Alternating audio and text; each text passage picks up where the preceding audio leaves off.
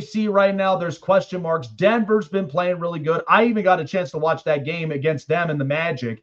And so joining us talking a little more about that and also with college hoops, because we know the tournament, we love it every time when the new year starts and we get right up and into March. And so joining us, talking a lot about it, former Collegiate center and also playing overseas for a long time, 10 years in the leagues. Joining us, Travis Reed joins us.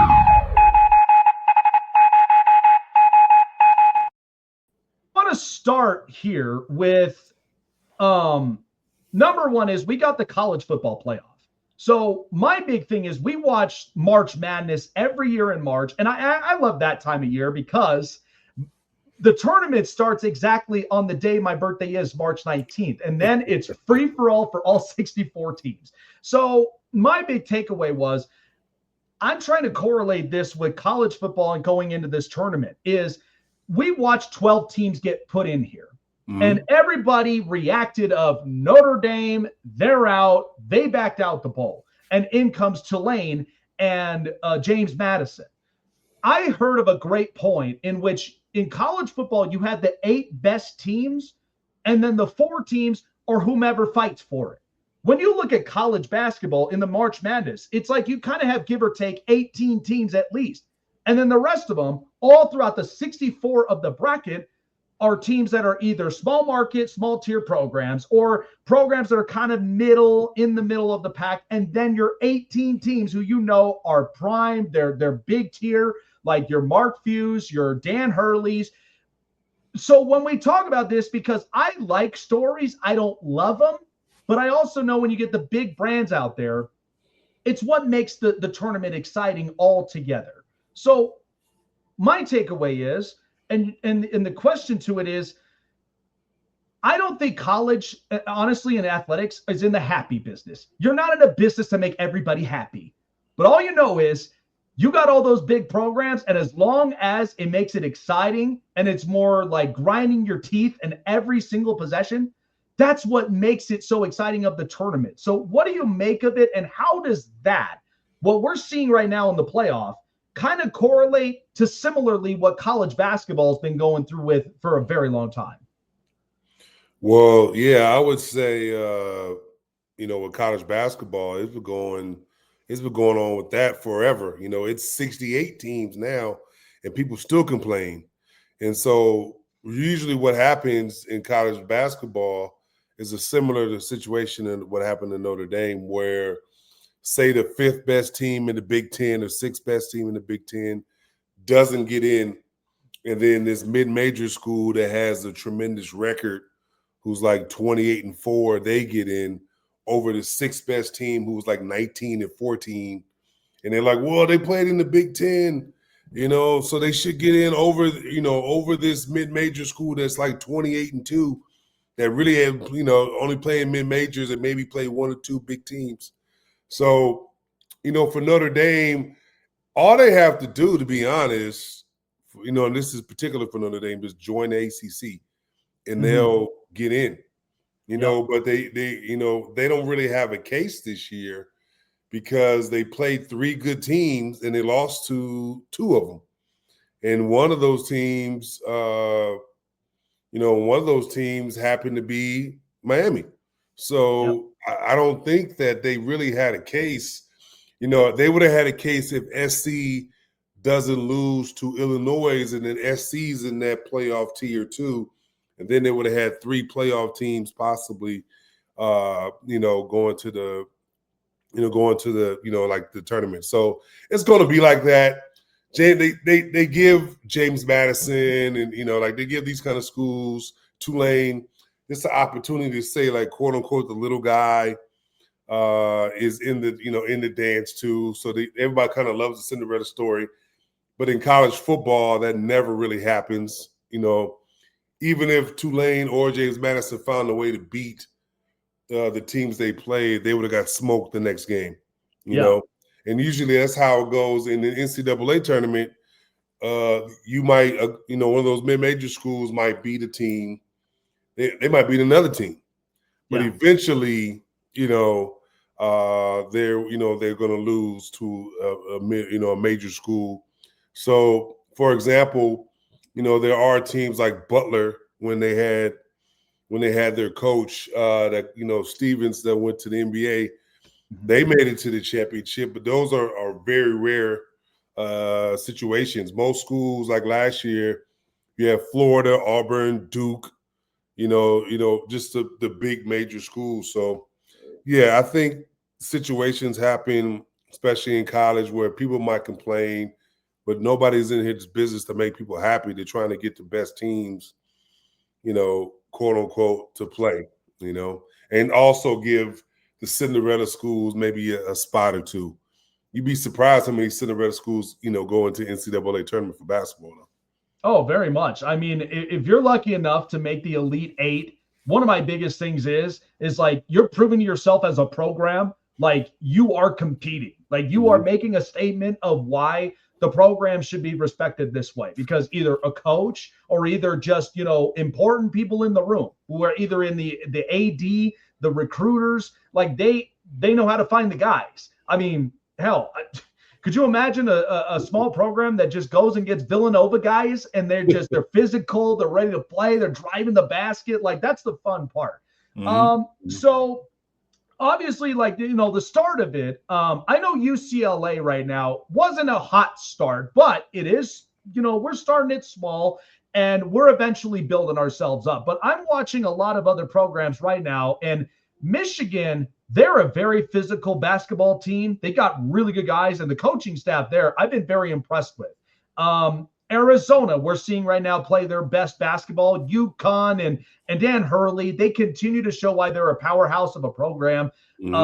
Gonzaga. So when I watched last year, because we had the big time programs play competitively, we know the NIL, everybody's had question marks about that and the transfer portal. And I think we're starting to kind of come into fruition where the big boy programs, Duke, North Carolina, and all them, they got the money. They're able to spend it, and they're able to bring in these talented kids, whether recruitment or transfer portal. And it's not to say these smaller programs won't compete, but we know it's going to be a little harder of a journey for them because a lot of these big programs, they know exactly who their reference is. They know exactly how to get the money up front. So what do you make of it, and how the start of this season, what we should be expecting by the time we come into the important months of February and March? Well, so far, like I said, the team that did surprise me is Michigan. I didn't know that Michigan would be as good as they are now. They basically destroyed everybody they played. They destroyed Gonzaga. They beat them by like 40. You rarely see a top 10 team lose by 40 to another top 10 team. Arizona has a lot of talent. Even though they're freshmen, they have a lot of talent. I think UConn's going to be really good. Purdue, I think the Big Ten is going to be probably the best conference in the country. Ironically, they're the best conference in the country in football. So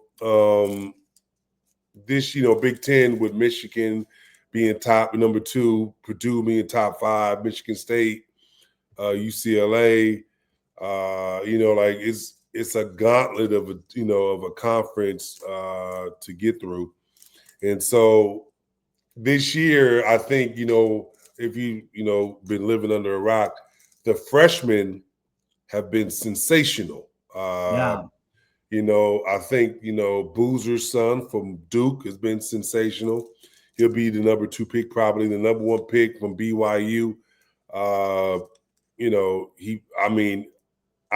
watched him play, and when you see NBA guys playing college basketball, that's what he is. He's an NBA guy playing college basketball. His game is very mature. He reminds me of a mix of like a Tim Thomas and a Carmelo Anthony because the shots he shoots. And maybe even mixed a little bit of Durant because he shoots a lot of mid-range shots, but he's a sensational player. And, I just, for me, I enjoy basketball, watching it. So when I see these freshmen who are basically NBA ready, I'm like, okay, this year is going to be interesting to see because there are so many dominant teams. And what you said, with the NIL, it evens out programs, Yeah. So what that does is like, where maybe 7 or 8 guys will go to one school, they can spread them out a little bit better because this school maybe gives you $3 million instead of 1. Like when's the last time you saw the number 1 player in the country go to BYU? Yeah. You know what I'm saying? You don't Yep. see that. That's But true. but I guess I don't know if it's true. He got offered millions to go to BYU, Mhm. and that they're there, and like I said, he's there. So I think with NIL money, which I wish it was there when I was in college, but with NIL money, it evens out the playing field, of Yeah. like talent, because anybody can go, try to go get, you can't stack talent on top of talent. That's right. So I think it's a good thing, for college basketball because kids need to get what they're worth, and things like that. So, but just be careful of just not going for the money. Go for the money and the fit. Yes, absolutely. Because if you got the right coach and you've got the right, chemistry with the guys that they have played around them, that's what's going to be the big turnaround from there. So shifting a bit to NBA. So I mean, obviously, we watched last year with the finals where we watched 2 small market teams go at it. Oklahoma City was the victor. So this Mm-hmm. year, unfortunately, because of the injury to Tyrese Halliburton, we know that's a heartbreaker for Indiana. But at the same time, OKC, they paid up their guys.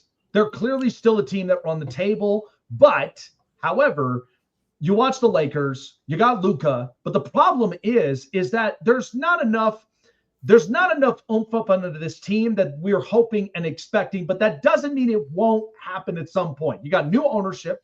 They've changed a lot of things up. They clearly are like the Dodgers, where they're investing in Shohei Ohtani. The Lakers are investing in Luka Doncic. I mean, this whole thing with LeBron James is like, look, you either are going to work with this or get out of town. Because at this point, we're moving in a different direction, and we want the glory of the Lakers to make a comeback. So at this point, I watched the rest of the NBA, and I was watching the game too with Denver and Orlando. There's some teams right now that I'm loving. Physical basketball is back because I love the hand checks and I love to just fight for every possession. And at the same time, it's harder for some of the bigs because many of them are either getting the second chance shots and rebounds. Some of them are also shooting threes. And I'm like, it's becoming so much of a guard-centric league that I'm like, you need a bucket and a basket. I used to love watching, you're driving to the basket, you're challenging me, and you're going in and you're destroying defenses in the paint. So when you think of this season, like your takeaway up on this is that there are definitely more physical teams, but there are dangerous teams that have a very good mixture of both. And who you think coming out of this, because I watched some adjustments. Finally, Philadelphia's figured it out. The Knicks, of course, they're interesting, makes basketball interesting. So, like, what do you make of this? Because to me, I love the old school physical, but I also know I love how they're mixing it up where it's not only just guard centric, but there's different styles and ways to score and put points up on the board. Well, I think that the big is back, to where for a long time, if you only had a point guard or a wing, you could win a championship with no big. Yep. And that kind of Golden State way is kind of fading out, where you got to shoot 55, 63s and things like that, even though there are still some teams that do that. But like, with Joker, with, Joel Embiid, guys like that, Giannis, you got to have a guy who's a big who can play, I think what Denver has done with Joker, and like I said, they just like, we're going to stay big. We're not going to go small. Yep. And pretty much they've created a great team.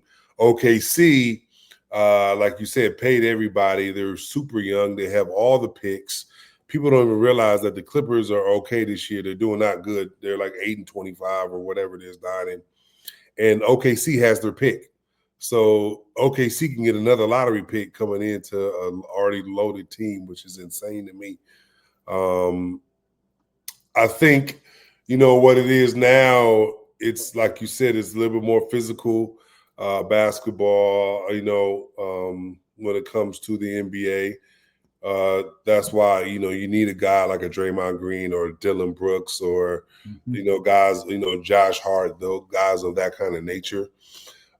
In the East, it's wide open because, like you said, of Halliburton being hurt and then not coming back this year. I think the Knicks, obviously Detroit is doing really good right now. Orlando is going to be it's going to be interesting to see what happens in the playoffs when they slow the game down and it gets real physical. I think if the Knicks can stay healthy, they can come out of the East, but Detroit is going to be a tough matchup for them, and Orlando is going to be a tough matchup for them. So it'll be interesting to see. As far as the Lakers go, yes, they got new ownership, thank God. I thought the way the Buss family ran it was more like a mom and pop shop, and they was never going to win if they was going to be the primary owners. So I think now they're kind of stepping into the new age of basketball with the Dodgers owners. And I think with LeBron, they're not going to win this year just because they don't have enough talent, just period, point blank, Yeah. Then, at best, they're sixth place. They're not better than OKC, not better than San Antonio, they're not better than Houston, they're not better than Minnesota, not better than Denver. So those are five right there that will just beat them in the series 4-1, 4-2, no matter what. I think, like they're just kind of riding it out. I remember like in 2018 when the Dodgers went to the World Series and they had like the old guys, Matt Kemp, and all these, all these other old guys from the old regime, and they had to get all those guys out, to get the new guys like Mookie Betts and, and such to become what they are now, which is a dynasty, now with a Shohei and all the pitching. And so they had to get all those guys, like Yasiel Puig and Matt Kemp and like the old regime guys out. And that's what the Lakers got to do with LeBron. And, kind of get him and Rob Pelinka and all these guys, get the old regime out, get a whole new regime. You base it off of Luka, possibly Austin Reeves, and then you start building around those two to be, compete in the West because the West is young. Yeah. The West is young. I mean, San Antonio is probably a year ahead of schedule how good they are. They're probably going to win 55 or 60 games this year. I didn't think they would be this good, and like they are a nightmare matchup for OKC. I thought OKC was going to win 75 games. But the fact that they're losing, they can't beat San Antonio. San Antonio's is the worst matchup for them. They better hope that San Antonio or Denver knock each other out in the playoffs. Right. Because either one of them could beat OKC.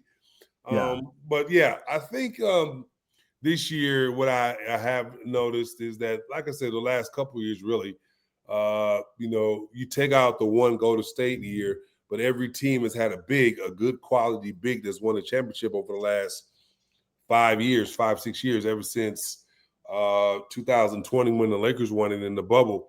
Giannis has won it. Joker has won it. Obviously, when Boston, when they had, Porzingis won it. Like I said, the only one OKC with Chet, last year. I think the only outlier was the Golden State year in 22. So the long story, I just think that it's a little bit more of a big man's game. That's why Minnesota is up there because they people thought they were insane to give up all that stuff for Gobert. But ever since they got Gobert, they've been going far in the playoffs every single year. Yeah. So it's been to the Western Conference Finals a couple times.